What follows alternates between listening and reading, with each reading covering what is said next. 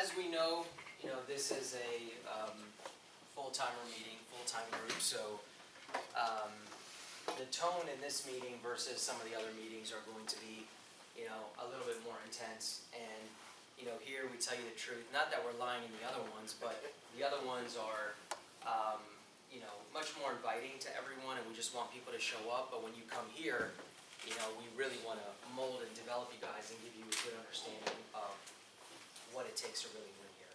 Okay.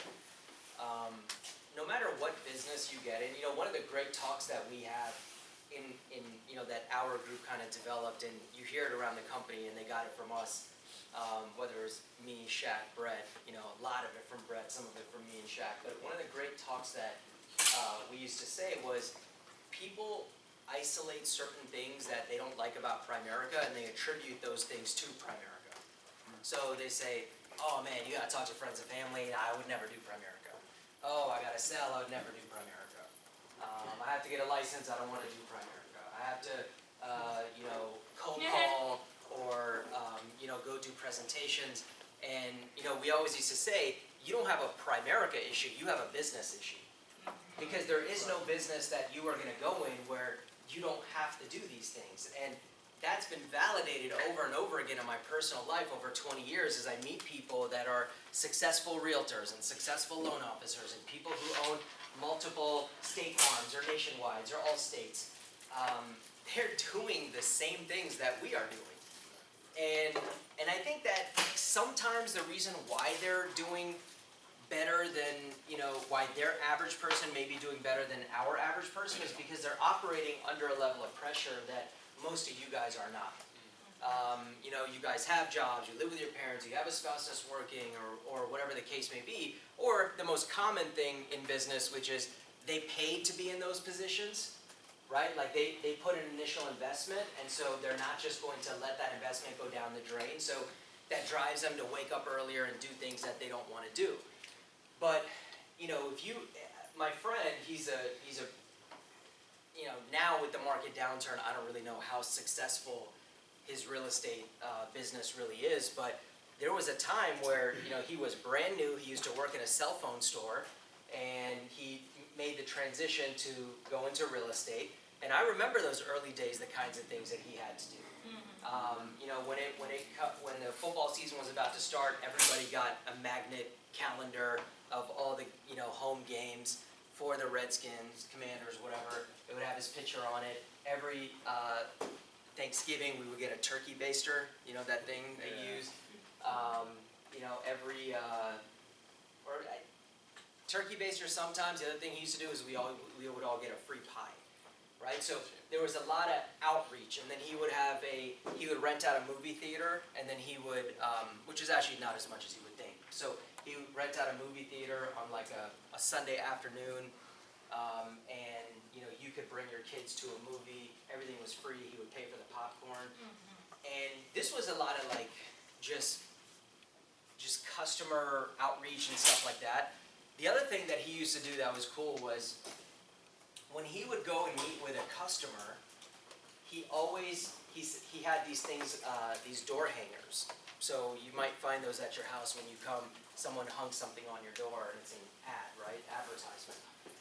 And he said, anytime I go when I visit a potential customer, I would go 10. My commitment would be I would go 10 houses that way and 10 houses this way. And I would knock on the door if they didn't answer. Either way, they were get the door hanger, but I would just leave it on there, and I would try to meet the neighbors. And he said, I would say, hey, I'm helping John and Susie, a couple of houses down, if you guys have any real estate needs. And this is the type of stuff that he would do. And when you're friends with these people, you do each other favors. He's my client. I refer people to him. And I used to be in a networking meeting, and he would be one of my guests. And if you're in a networking meeting, it works very similar to Primerica, which is why I stopped doing them, because I don't want to be doing two Primericas, but you have to recruit new people into the group, and there's a lot of accountability when it comes to showing up, and it's very bad if you show up late. And it's when you have what they call a keynote speech, you have to bring as many people to watch it as possible. So it's exactly like a Primerica thing. But he used to be in several of these groups at the same time. And then when the real estate, because the market is so cyclical, when the market went up, he was very, very successful and he did really well. And this is the type of activity, there's nothing that he hasn't done. He's cold called, he goes to networking meetings, he's making new friends, he's taking people out to lunch, he sends me a gift card every year on my birthday, and every holiday we're forced to think of him, right? Because he's always in our mind, and that's the type of stuff that people do. And this is all with no mentorship. He just joined a random brokerage, he reads a lot of books, you know? It's just a Hispanic dude that I went to high school with, you know? But he just really wanted to grow and be successful, and that is how all salespeople are. You cannot, you know, Jim Rohn says, drift your way to the top. There's no such thing. You have to be grinding. And I think that everyone on social media likes to use that word, but they don't really understand what a grind is. Right. Just because you are in the office, it doesn't mean that you're grinding. Just because you chose to do Primerica and you're not at your job, it doesn't mean that those hours you're choosing to do Primerica that you're actually grinding. You know? People, right now, I'm trying to get people in the office 2-3 hours to sit down and do some activity. We used to have people, they would get there at 7 in the morning and not leave until 11 p.m. at night. Not because we were mandating that, because that's the kind of work that people wanted to put in because they were so competitive when it came to the recruiting. And that's how you get a base shop to 20, 30, 40, 50, 60, 70, 80. Now you see people have, you know, hundreds of recruits in a month. Because they have people like that, gym rats, but they're office rats. They're always putting in work. You know, I built my business on booking 5 interviews a day, no matter what, minimum, getting 5 contacts a day, no matter what. And I would hear about bigger base shops are like 5, dude, we get 20. I've heard about people, you know, there was an old audio, a guy who's not in Primerica anymore, he got his team, but he became a millionaire in Primerica and sold his business. He got his team together and they made a decision that in one day they were going to go get 100. It was like him and 2 people. They're like, look, let's go hit it. They would get 100 numbers. And it was just expanding my vision in terms of, you know, right now we want, if you're doing social media, it's 50 messages a day. Well, I see Baragon posting that he gets his guys, challenges them to send 300 a day. Now I know social media, there's restrictions and they block you and they stop you, whatever the terminology is, but they figured out a way. Somehow they're doing it. So you have to strive to get more intense about your activity. See, the way that I view the business is that everything is a byproduct of something else. Okay? So we all want more money. We all want licensed producers. We all want more clients. But really, this is the result. The result is a byproduct of what? Activity. It's a byproduct of activity. So we all want money, but money comes from what? Clients. Well, where do clients come from? Appointments. You have to be on appointments. Where do appointments come from? Setting appointments. Where do setting appointments come from? A list. So if you don't have a list, you're never going to make any money. This is the thing, right? You have to continuously be working off a list, building a list, staring at your list. You know, when I first started Primerica, I was in college. So I started Primerica in like 04, 05. And I stayed in college until 2008. Because I changed my major. My mom wanted me to get my degree. She was like, you can't just leave pharmacy. That wasn't a degree. Those were prerequisites. So because I'm living in their home, I respected that, but I scaled down to 2 to 3 classes. Full-time is 4 classes. And I had to kind of start over again with business and management and finance and all of that. But I still remember to this day, I would be in school and I would have my goals in front of me. Like, where am I at for Hawaii? Where am I this? Where am I that? And I would be sitting there on campus showing my friends and my classmates, like, look, in this big company, I'm #1 right now in Hawaii. Because I had my list in front of me. Just because there's technology, that hasn't changed. Like, what's your list of potential recruits, of potential clients? And maybe right now it's only 2, but it's your job to add to that list. And we take people off the list and we add people onto the list. And the people with the biggest list that will call their list and get on appointments are going to get clients, and they're the ones who are going to make money. So you have to look at this and you have to ask yourself, what's the issue here, right? Why am I not making money if I'm not? Some of you are, some of you aren't. Well, it's obvious, it's a client issue, right? Okay, but how many appointments are you setting? And if you're not setting appointments, so I don't have people to call, then you have a list issue, which is really what? A prospecting issue. And that's really what it comes down to, is that we have poor prospecting habits, which lead to a lack of places to go. So there's a couple things that I want to talk about. And if I want to talk about licensed producers, right, like, where does that come from? Licensed producers comes from licensed people, which comes from people taking the exam, to people scheduling the exam, to people, getting recruited. And then that's yes, which come from calls, which comes from a list. So everything can really go back to how many people am I talking to. That's what this is. The person who's doing the most talking, opening their mouth the most, putting that bait out there, putting that message out there, these are the ones that are going to theoretically get the most results. Now there's many reasons why you may see someone, it seems like they're doing the most talking and they're getting 0 results. Well, that's a whole host of other issues. I mean, for people walking in right now, like, how much did you just miss? Right. Like, literally. Remember that. Like, you were missing I usually, like, my trainings don't, like, slowly, I usually start, like, I, like, hit it right when I start. So remember that. But let's talk about the list and the prospecting, and the ways to look at this. So, and this is going to be the bulk of my training today and kind of what my thoughts are. One more thing is the main metrics that are going to drive your business is,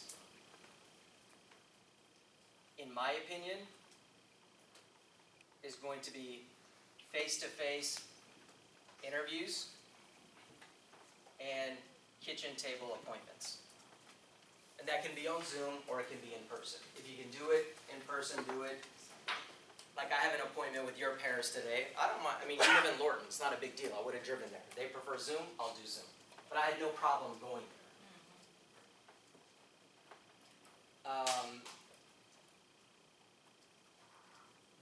These are the metrics, and then of course you can just look at guests overall. So that counts guests as well. The problem with going all opportunity meeting for recruiting is you've now turned into, like, you're doing everything in groups. And that doesn't grow you as a person. To do everything in groups doesn't grow you as a person. Even for Shaq, it's a memorized presentation. He's not even thinking about what he's saying, right? It's all memorized. Yeah. What's going to strengthen people in their people skills, in their influence, in their ability to overcome objections, in their persuasiveness, in reading people, all of this is doing things face to face. There's something about, and there's something, for new people, maybe there's something scary about it as well. But look, no one is more scared than me. If I can get over it, I expect everyone else to get over it as well. Is being locked up in a one-on-one conversation and you can't run away, right? They're going to ask you the questions and you got to answer them. But you get really good at that. Yeah. One of the traits of a successful person is pattern recognition, right? So in the stock market, people say, oh, I'm detecting a pattern. This is the top, this is the bottom, this stock has momentum, right? It's the same thing with people as well. You start to do a lot of one-on-ones, you detect a pattern. Like, man, I'm always losing them at the payment. Well, maybe you need to allude to that from the beginning, right?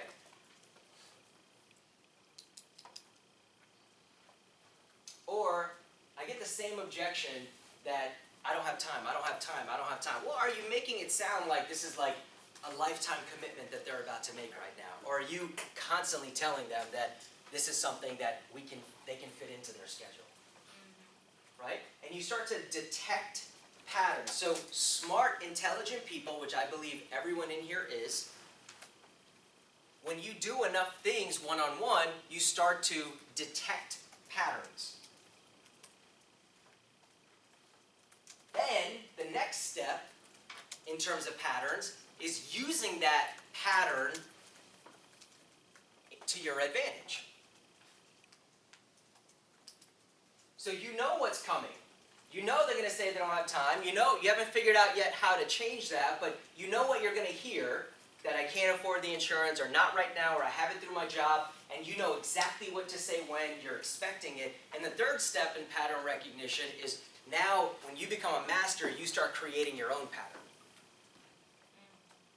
Right? Like, I'm going to overcome everything before you even say it, and there's nothing left to do other than you moving forward. And I was very good at that at a young age. Not because I was so smart, right? It was because I went through so many reps that I detected a pattern. So you play ball at a high level, right? So you can tell if someone is stepping this way or doing this, like, oh, I know what he's about to do. And that's how sports works. That's how business works. That's how people skills work. So I think that a lot of people that are, in our newer organization today, if you've been around for 3-4 months and I say, hey, have you ever done a one-on-one interview? And someone says no, we are lacking in developing people. Interview is not hard, right? I did it my third day in Primerica.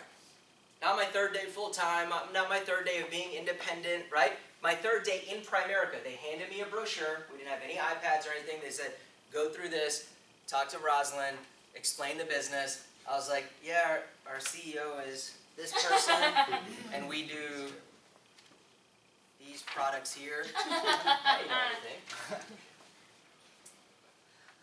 I wasn't interviewing cashiers. We were calling college resumes, right? These people had recently graduated, alumni, about to graduate, career services people, all of that. So that's one thing, is like, how many face-to-face? This right here, if you want to build a team, this has to be huge. It has to be huge.